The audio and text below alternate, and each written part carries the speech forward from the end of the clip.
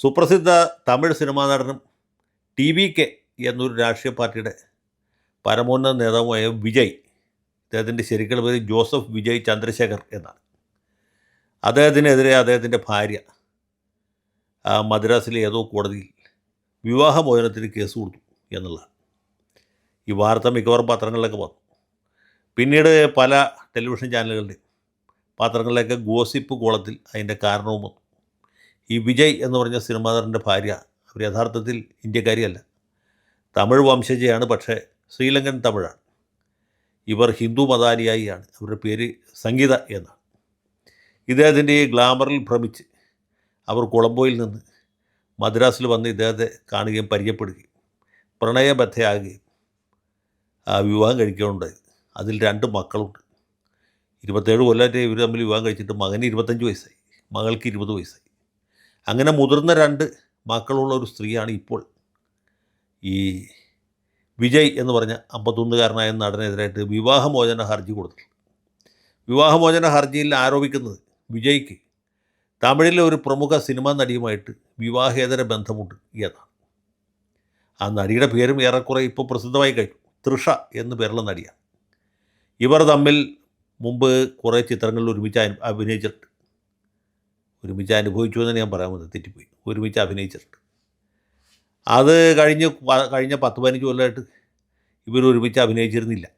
കാരണം ഇവർ തമ്മിലുള്ള ബന്ധത്തെക്കുറിച്ച് പല അപവാദങ്ങളും ഊഹാപോഹങ്ങളും കിംവദന്തികളും ഗോസിപ്പുകളും ഒക്കെ പരന്നിരുന്നു. അങ്ങനെ 2 പേരും വേർപെട്ടു. 15 കൊല്ലത്തെ ഇടവേളയ്ക്ക് ശേഷം ഇവർ ഒരു സിനിമയിൽ വീണ്ടും അഭിനയിച്ചു. അങ്ങനെ ബന്ധം പുതുക്കി. സിനിമ വലിയ വിജയമായി. പക്ഷേ വീട്ടിൽ കാറും കോളുമായി. ഭാര്യ മുഖം വീർപ്പിച്ചു. അവർ വേർപിരിഞ്ഞ് താമസിക്കാൻ തുടങ്ങി. ഇപ്പോൾ വിവാഹമോചന ഹർജിയിലും എത്തിച്ചേർന്നിരിക്കുകയാണ്. ഇത് വളരെ ജെനുവിനായിട്ടുള്ളൊരു കാര്യമാണെന്ന് നിങ്ങൾക്ക് തോന്നുന്നുണ്ടോ? എനിക്ക് തോന്നുന്നില്ല. കാരണം വിജയെപ്പോലെ ഒരു നടിക്ക് തൃഷയോട് മാത്രമോ ഒരു ബന്ധം ഉണ്ടാവാൻ സാധ്യമില്ല. അദ്ദേഹത്തിന് കോടമ്പക്കത്തുള്ള അല്ലെങ്കിൽ തമിഴ് സിനിമാ മേഖലയിലുള്ള പല നടികളുമായിട്ടും പല കാലങ്ങളിൽ പലതരത്തിലുള്ള ബന്ധങ്ങൾ ഉണ്ടായി കാണാൻ സകല സാധ്യതയുമുണ്ട്. ഒന്നാമത് സിനിമയാണ്, രണ്ടാമത് തമിഴാണ്. അങ്ങനെ ഏകപത്നി വ്രതന്മാരും ഭഗവാൻ ശ്രീരാമചന്ദ്രന്മാരൊന്നും ആയിരിക്കണം ഭർത്താവ് എന്ന് ഒരു സിനിമാ നടൻ്റെ ഭാര്യയ്ക്ക് ഇന്നത്തെ കാലത്തൊന്നല്ല, ശിവാജി ഗണേശൻ്റെ കാലത്തോ എം.ജി.ആറിൻ്റെ കാലത്തോ പോലും ശടിക്കാൻ പറ്റുമായിരുന്നില്ല. ത്യാഗരാജ ഭാഗവതരുടെ കാലത്ത് പോലും പറ്റുമായിരുന്നില്ല. പിന്നെ വിജയുടെയും അജിത്തിൻ്റെയും ഒക്കെ കാലത്ത് അങ്ങനെ ഒരു ഭാര്യ കണ്ടീഷൻ വെച്ചാൽ ഈ വിവാഹം നടക്കുകയും ചെയ്യുമായിരുന്നില്ല. ഇപ്പോഴത്തെ വിഷയം എന്ന് പറഞ്ഞാൽ രാഷ്ട്രീയമാണ്. കാരണം വിജയ് രാഷ്ട്രീയ പാർട്ടി രൂപീകരിച്ച് തെരഞ്ഞെടുപ്പിൽ മത്സരിക്കാൻ പോവുകയാണ്. അദ്ദേഹത്തിൻ്റെ പാർട്ടി തമിഴ്നാട്ടിലെ മിക്കവാറും എല്ലാ മണ്ഡലങ്ങളിലും മത്സരിച്ച് വിജയിച്ച് വെന്നിക്കൊടി പറിച്ച് ഈ സ്റ്റാലിനെ അട്ടിമറിച്ച് ഭരണം പിടിക്കാൻ നിൽക്കുകയാണ്. ആ സമയത്താണ് 2 കൊല്ലമായിട്ട് പിരിഞ്ഞ് താമസിക്കുന്ന ഭാര്യയ്ക്ക് പെട്ടെന്ന് ഒരു ഉൾവിളി ഉണ്ടായത്. യവനെ കുടുംബക്കോടതിയിൽ കണ്ടുകളയാം, ഉന്നെ വിടമാട്ടേ എന്ന് പറഞ്ഞൊരു പെറ്റീഷനായിട്ട് വന്നിരിക്കുകയാണ്.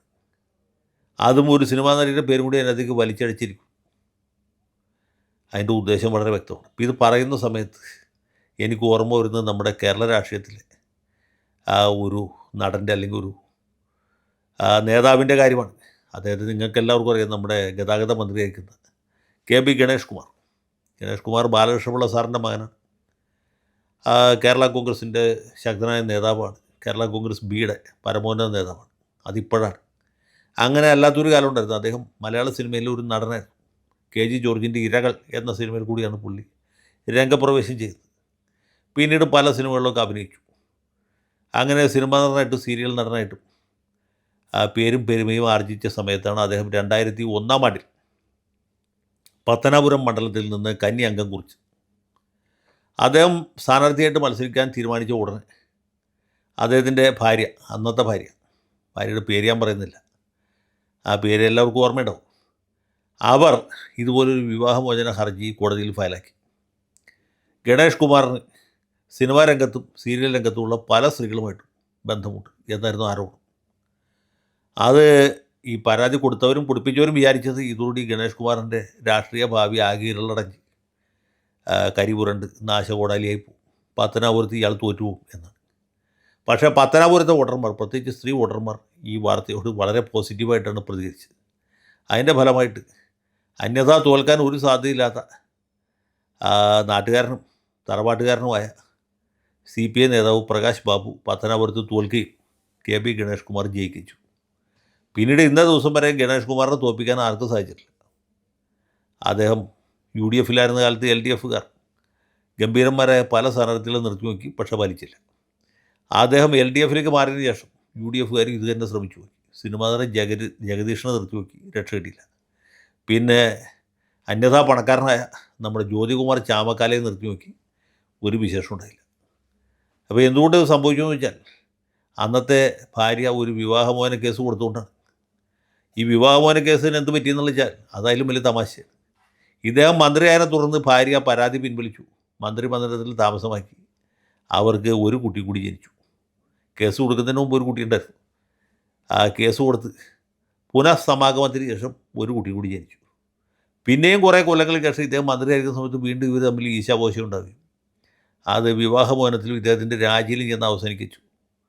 അതുകൊണ്ട് പത്തനാപുരത്ത് പുള്ളിക്ക് വല്ല അപകർഷവും സംഭവിച്ചു ഇല്ല. അപ്പോഴും പത്തനാപുരത്തുകാർ ഇദ്ദേഹത്തെ സ്നേഹിക്കുകയും ബഹുമാനിക്കുകയും ആദരിക്കുകയും അദ്ദേഹത്തിന് വീണ്ടും വോട്ട് കൊടുക്കുകയും അദ്ദേഹത്തെ വിജയിപ്പിക്കുകയും ചെയ്തു. അദ്ദേഹം അന്ന് UDFിലായിരുന്നു, പിന്നെ LDFിലേക്ക് വന്നു, LDFിൽ നിന്ന് ജയിച്ചു. ഇതാ വീണ്ടും മത്സരിക്കുകയാണ്. വീണ്ടും ഗണേഷ് കുമാറിനെ മോശക്കാരനാക്കാൻ വേണ്ടി ഉമ്മൻചാണ്ടിയുടെ മകൻ ചാണ്ടി ഉമ്മനെ വരെ കോൺഗ്രസ്സുകാർ രംഗത്തിറക്കിയിട്ടുണ്ട്. ഫെനി ബാലകൃഷ്ണൻ എന്ന് പറഞ്ഞ പണ്ട് നമ്മളെയൊക്കെ ചിരിപ്പിക്കുകയും ചിന്തിപ്പിക്കുകയും പിന്നീട് ബാർ കൗൺസിൽ നടപടിക്ക് വിധേയനാകുകയും ചെയ്ത ഒരു അഭിഭാഷകൻ ഫെനി ബാലകൃഷ്ണൻ വന്നിട്ട് ഇതൊക്കെ കഴിഞ്ഞാലും ഗണേഷ് കുമാറിനെ തോൽപ്പിക്കാൻ പറ്റും എന്ന് നിങ്ങൾക്ക് തോന്നുന്നുണ്ടോ? എനിക്ക് തോന്നുന്നില്ല. പത്തനാപുരത്തെ പ്രബുദ്ധരായ വോട്ടർമാർക്ക് കുട്ടിക്കാലം മുതൽക്കേ ഗണേഷ് കുമാറിനെ അറിയാം. അദ്ദേഹത്തിൻ്റെ ലീലാവിലാസങ്ങൾ അറിയാം, അദ്ദേഹത്തിൻ്റെ നടപടിക്രമങ്ങൾ അറിയാം. എന്തിനാ അദ്ദേഹത്തിൻ്റെ അച്ഛനായ ബാലകൃഷ്ണപിള്ള സാറിൻ്റെ ആ നടപടിക്രമം വരെ നാട്ടുകാർക്ക് നന്നായിട്ട് അറിയാം. അവിടെയാണ് ഇനി ഈ പഴയ ഭാര്യയുടെ അല്ലെങ്കിൽ ജ്യോതികുമാർ ചാമക്കാലയുടെ അതുപോലെ ചാണ്ടി ഉമ്മൻ്റെ ഈ പ്രചരണം നടക്കും. അതുപോലെ ചിലവാകുമോ, വിലപ്പോകുമോ? ഒരിക്കലും നടക്കില്ല. അതുപോട്ടെ, ഞാൻ പറയാൻ വന്ന വിജയുടെ കാര്യമാണ്. സത്യം പറഞ്ഞാൽ ഈ വിവാഹമോചന ഹർജി വന്നപ്പോൾ അല്ലെങ്കിൽ കൊടുത്തപ്പോൾ സ്റ്റാലിനും ഈ മുൻ ഭാര്യയും മറ്റാളുകളൊക്കെ വിചാരിക്കുന്നത് വിജയുടെ രാഷ്ട്രീയ ഭാവി ഇരളടഞ്ഞു, കരിപിടിച്ചു പോയെന്നാണ്. ഒരിക്കലും അങ്ങനെയല്ല. വിജയുടെ രാഷ്ട്രീയ ഭാവി കൂടുതൽ പ്രകാശമാനമായിരിക്കുകയാണ്. കാരണം എന്ന് വെച്ചാൽ സിനിമാ നടന്മാരായി കഴിഞ്ഞാൽ, രാഷ്ട്രീയ നേതാക്കന്മാരായി കഴിഞ്ഞാൽ ഇതൊക്കെ സംഭവ്യമാണ്, സ്വാഭാവികമാണെന്നുള്ള എല്ലാ ആൾക്കാർക്കും അറിയാം. അപ്പോൾ നമ്മൾ വിചാരിക്കുന്ന പോലെയല്ല വിജയ് ഒരു മിടുക്കനാണ് എന്നുള്ള കാര്യം ഇപ്പോൾ തമിഴകത്തെ ഓരോ വോട്ടർക്കും, പ്രത്യേകിച്ച് സ്ത്രീ വോട്ടർമാർക്ക് ബോധ്യമായിരിക്കുകയാണ്. എൻ്റെ ബലമായ വിശ്വാസം, എൻ്റെ ബലമായ ഊഹം എന്ന് പറയുന്നത് വരാൻ പോകുന്ന 2026 ഏപ്രിൽ മാസത്തിൽ നടക്കാൻ പോകുന്ന തമിഴ്നാട് നിയമസഭാ തെരഞ്ഞെടുപ്പിൽ സ്റ്റാലിൻ്റെ DMK പൊളിഞ്ഞ് പാളീസോ, വിജയുടെ TVK അവിടെ വെന്നിക്കൊടി പറിക്കും. സംശയമുണ്ടെങ്കിൽ നോക്കിക്കോ. വിജയ് വാഴുക വാഴുക.